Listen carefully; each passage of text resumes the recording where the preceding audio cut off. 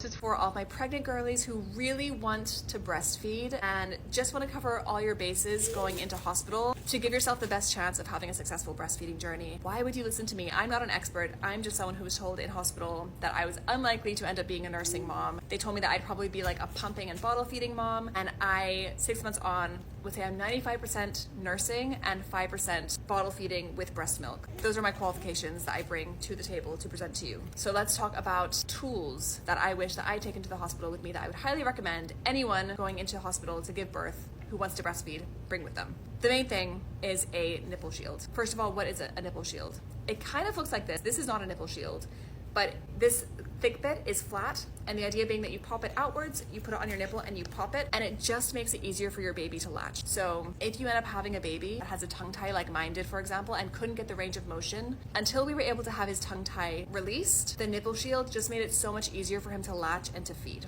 Definitely get one of these before you go to the hospital, because when I went to the hospital, it took them 24 hours before they allowed me one of these from the hospital. I asked for one and they were like, no, you need to try a bottle, and I refused the bottle. Which brings me on to the point around bottles. Why might you not want to give your baby a bottle in the hospital? Most bottles, when you turn them upside down, will just drip water. And this is great for the baby because they don't have to do much and they get milk into their mouth. This is not particularly helpful for breastfeeding because when you compare the work that goes into having to drink from a bottle that's just giving you milk free flowing versus a boob where the baby has to actually work and move their mouth, of course the baby's going to prefer the bottle. And my understanding is that it can happen that a baby rejects the boob because they want the bottle after having tried a bottle that has a faster flow. So this was a big reason why I did not want to give my baby a bottle, despite the hospital being like, give him a bottle, pump and give him a bottle, or use formula and give him a bottle. I just didn't want to do it. There was a period of time when we had the nipple shield, and it took a while for my son to kind of get up to speed with the nipple shield, right? This was kind of like actually a step 2 for us. The step 1 was that I pumped, and then we took a syringe and put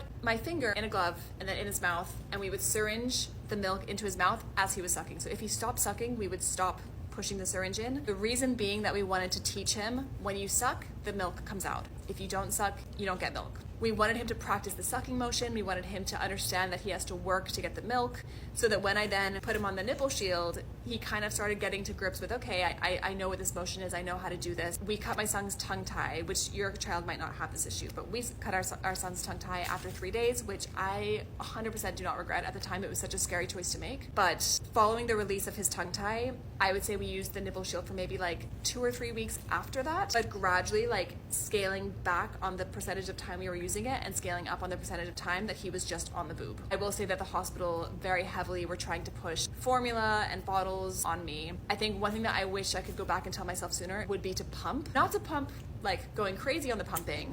If my son was latching, I definitely wouldn't have pumped, but my son wasn't latching, and so there was maybe like a 24-hour period that I was hand expressing, but pumping probably would have made that easier just to help my supply come in. Just from a supply perspective, I would have pumped. And the other thing that I would say is that something that gave me a lot of conviction in not giving my son formula or a bottle was the stat around, I think it's baby's normal weight loss in the first week is 10%. So my son lost a little bit of weight in the first few days, and the doctors were using that as a reason to try and incentivize me to use formula or a bottle. And my thing was, until he exceeds the normal amount of weight loss, I don't want to explore other options. I really want to figure out nursing, because if I'm not going to do it now, when am I going to do it? As I said, this has been an incredible journey for me. It wasn't as easy to start as I'd hoped. Like, I definitely had a lot of challenges going into breastfeeding, but we're 6 months in. It's like second nature for us, and it's really beautiful. And it's not for everyone. Not everyone has to do it, but I think if you want to do it, these are things that I wish that I had known. Hope that helps and answers your question on nipple shields and breastfeeding and all that jazz, but let me know if you have any other questions. Happy to share about our experience.